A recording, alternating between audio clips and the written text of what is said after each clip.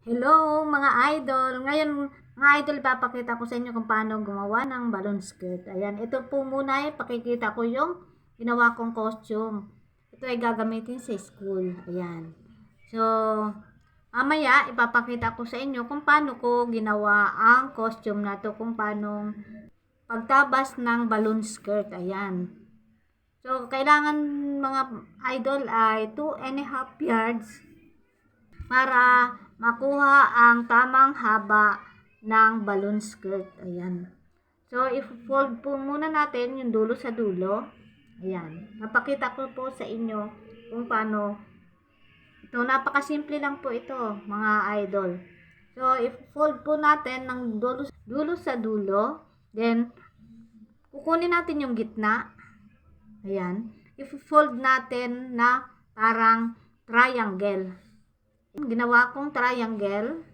So, ilalatag natin ito, mga idol. At kukunin natin ang tamang sukat. So, yun mga idol ay tinupi po natin ng 4 na fold. Yung pinaka sulok na yon, yung pinaka tulis, dun tayo kukuha ng waistline.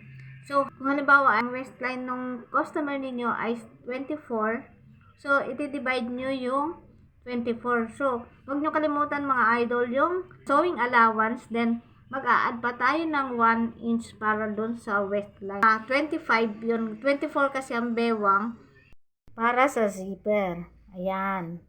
Po, dahil sa dinivide na po ito natin sa 4, so magiging 6. So, mag-a-add po tayo ng bali 1 inch ang i-add natin para pagkakinabitan siya ng paha ay sakto lang siya sa 24. So, ayan mga idol, at nasukatan na natin yung bewang. Huwag niyo po kakalimutan yung sewing allowance. Ngayon naman mga idol ay magsisimula na tayong sukatin yung haba. So, depende po ito sa haba ng skirt na gagawin ninyo. Ayan. So, mag-start po tayo dun sa minarkingan kanina. Hindi nga lang makita mga idol, pasensya na.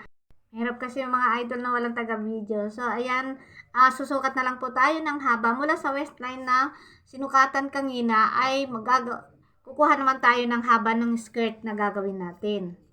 Ayan na nga mga idol, at na-cut ko na siya. Ayan, pansinin nyo mga idol, hindi siya straight na pagkakatabas. Ganyan po ang waistline ng balloon skirt.